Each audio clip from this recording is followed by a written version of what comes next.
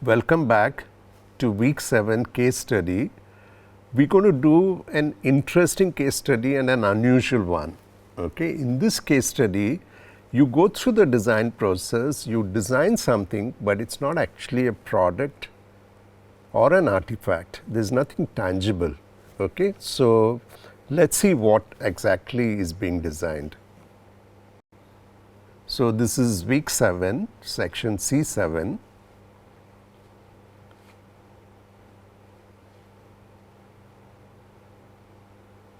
So we'll start with the first one, the Sustainable Housing Society.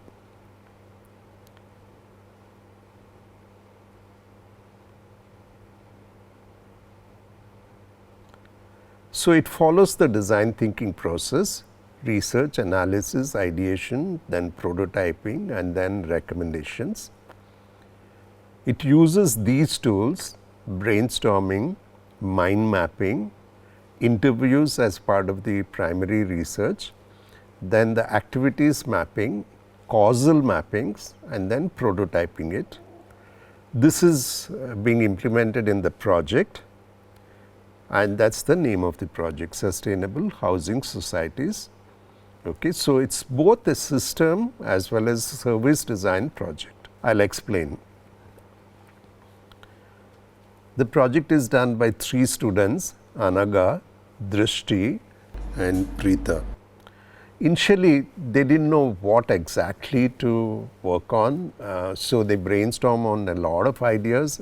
In fact, they had a list of 39 topics which they brainstormed, and finally they came to about, you can see that 7 of them, and out of which 1 of them was sustainable home systems. So they picked on that, and they thought that they'll work further on that. If you look at the contents of what they did, it started with introduction, understanding the system, primary and secondary research, did a lot of mappings, out of which causal loop diagrams was one of them. They looked at problem area and its sub-problem areas. They also looked at different user groups, and then they thought of the final solution. So it started with brainstorming with the housing society and its components.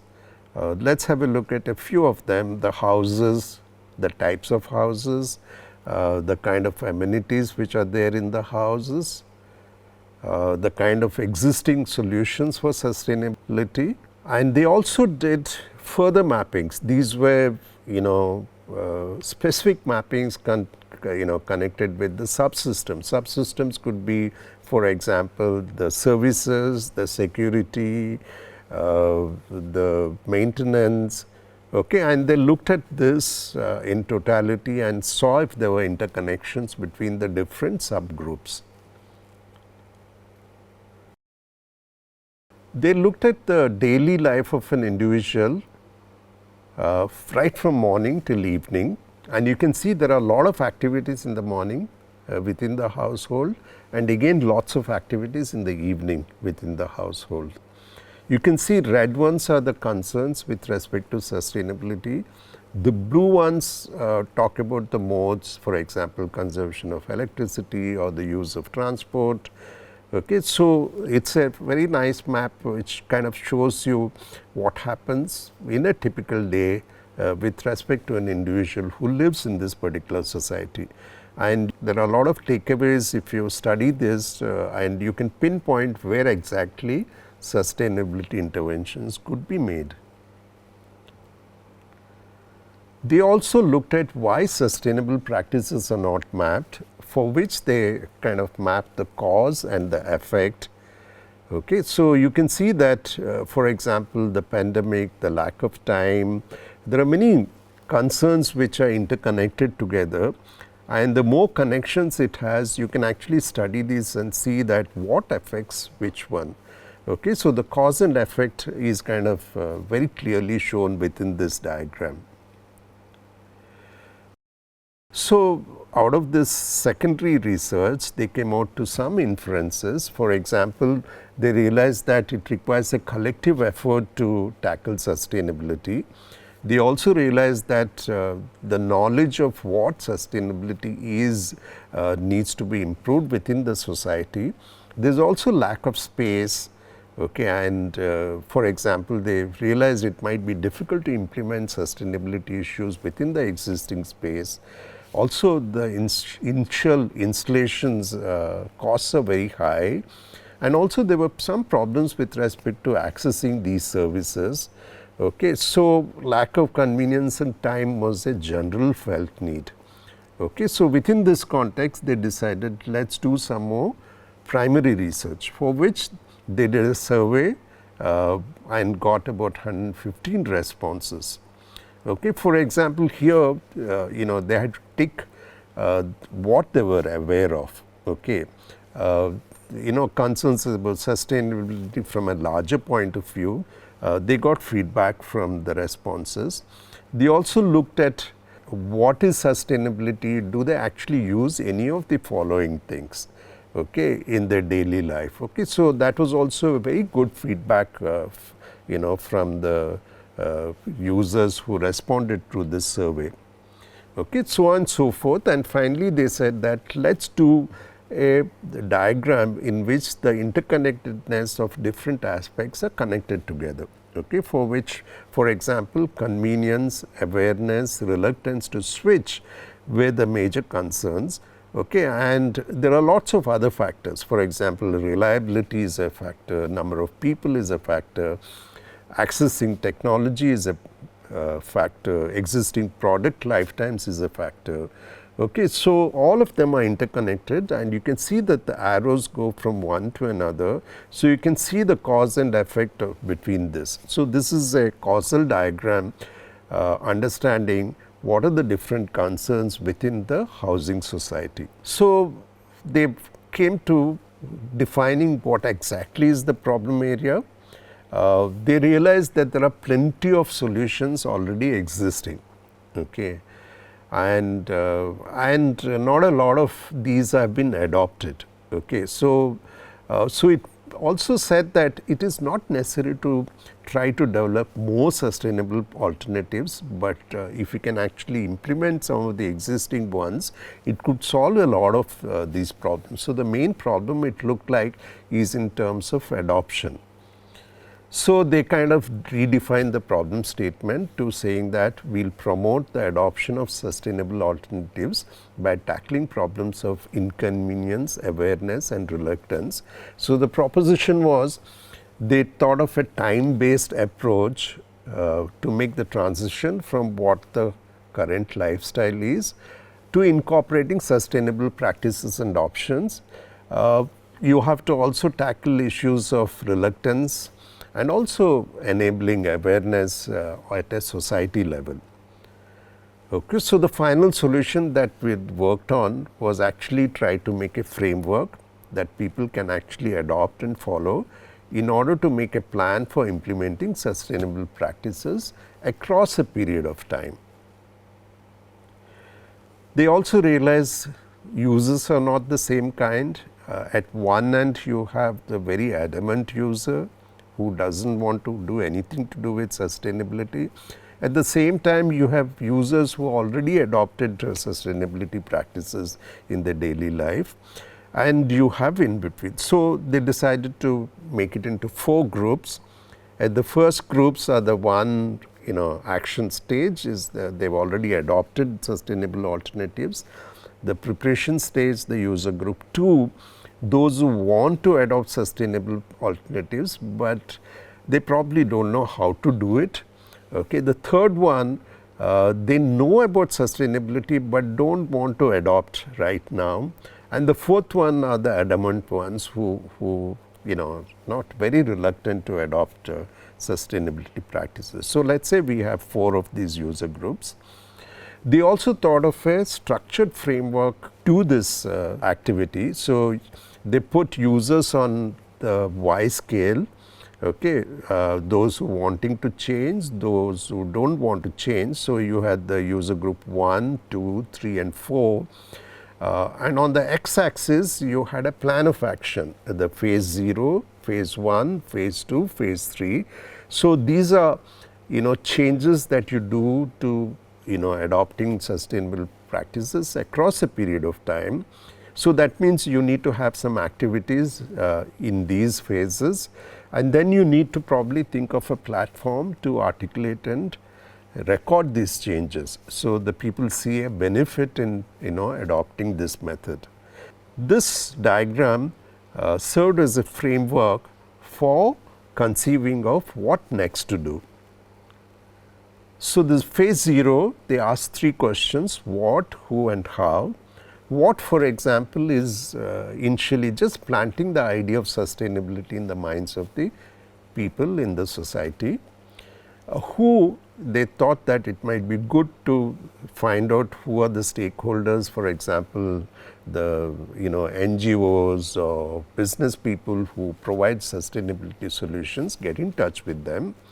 Okay, and then make some marketing strategies, to tell the society about the benefits to the consumer finally if they adopt sustainable solutions. And the phase 1 was actually slowly starting to adopt and implement these. So what involved better accessibility and availability of information, so that some people who are willing to change can make a smooth and easy shift to this. So it means that you actually looked at user group and 1, who were willing to actually make the changes, and then you had to create awareness about this through media. You onboard them, you have some activities to facilitate this adoption and spread. The phase 2 involved reducing the reluctance. So you had to motivate them to sustainable options. You actually looked at the user group 3 who were kind of reluctant to, who knew about sustainability but who were kind of little reluctant to do it. And then you actually looked at how to do it. Using phase 1 as the cause leading to phase 2, the effect, using personal benefits as a tag to lure users in. So somehow you need to actually co-opt users into adopting sustainable practices. In the phase 3, sustainable practices have been practiced and the benefits of them are seen, and so the very reluctant groups, you give them no choice but to adopt these methods. So the 4th group, you have to convince them to come into this. And it also involves that the phase 1 and 2 as the cause leading to the effect, and then you form a system by which sustainable practices are actually practiced within the society itself. So you look at it, you started with ground 0, the phase 0, then you had a phase 1 where you actually told them about the benefits of the sustainability issues. Phase 2 was making them adopt to some of these practices, and the phase 3 is actually implementing it. So all have to follow this method. So of course it means that you actually needed a platform to implement it, which can keep track of the progress through which the society is making. So it has inventories and plan of actions, and also it should match with the overall sustainability development goals. So and you need to measure this progress in some sense. For this, they thought that it might be good to conceive of a miniature society that kind of illustrates how this approach could be set in action. So this is Padma Cooperative Housing Society, a feel of the society here. And you can see that a scenario has been created where the household 1 has already adopted it, and they were very aware of the sustainability issues. The household 2 is like the user group 2, they want to implement it, they don't know what methods to use. And the household 3 is like the user group 3, okay, who don't mind taking on sustainability issues. Okay, they don't know how to do it. If they're shown the way, they probably will adopt it. And the household 4 is the reluctant ones, which needs to be, they need to be coaxed to adopt sustainability practices. Okay, so let's look at some of the scenarios. Okay, for example, one could be, you have a drive of planting trees within the society itself. Okay, it could be plants to trees. Okay, so you need to feel that the society is together in this. Okay, so you shared whatever you want to do with the people, and you get the whole society engaged in this activity. Okay, so and you need to look at, because plants and trees take a time to do it. So you set a milestones, let's say every 6 months, okay, and then you see how much contribution planting of plants and trees has done to the society. Okay, for example, you could use the social media to get all the teenagers involved in that. Okay, so they share a plant, they name a plant, and they grow a plant, and they share that within the media itself. Example 2 could be trying to implement green energy. Okay, so basically solar panels.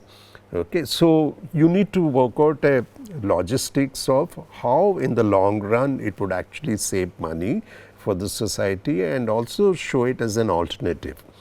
Okay, so that means that you need to have an indication of the bill showing the difference in the amounts, comparing it, okay, and finally coaxing everybody to put in the funds to make this happen. Okay. Example 3 could be to do with waste management, starting with the waste that is generated at the household, how to segregate it and put it in different bins, and then what to do with that, whether you need to have a composting unit for that. Okay, and also what happens is the whole place also is consciously made sure there are no trash, there are bins over there. Okay, everybody is made aware of this.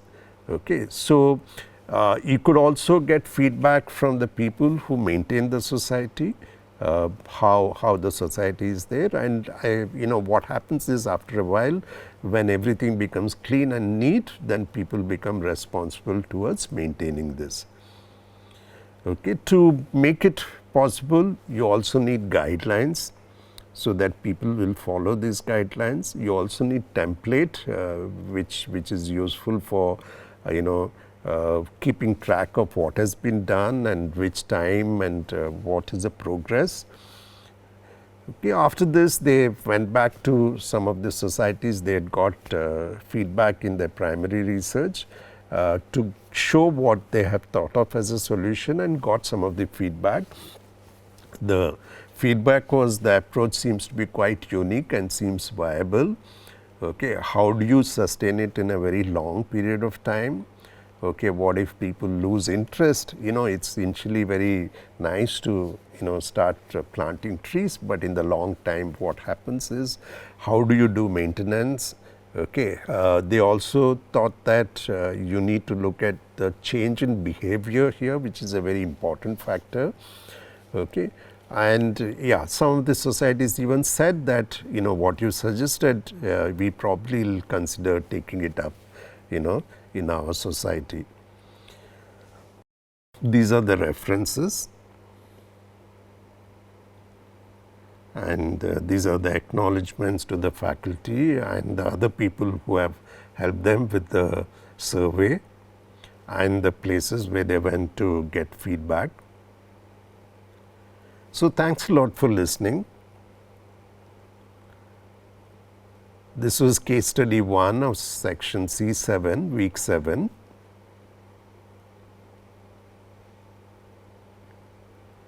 So we've covered the design thinking process, the analysis part 1.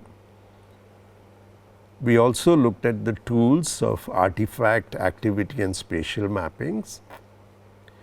We implemented these in the project. We've requested you to at least try out one of them. And then we had a look at the case study of sustainable housing society. Now you realize that the suggested solution is a solution which is more of a service blueprint that you've given the society to implement with actionable points across a period of time. Okay, so there is nothing tangible or artifact or a product at the end of it, but it is adoption of systems to manage sustainability issues within the household and the housing society. We'll move on to another very interesting part, which is coffee, tea and spice stories in the next section. And in week 8, we'll do data analysis part 2. We'll also look at what is a persona and how do you go from inferences to design recommendations. Okay, so we'll do as tools creation of personas and the OI/OR table, more of it later. Implement it in your project and then again look at some more case studies. In this case, we'll look at Indian medicine system.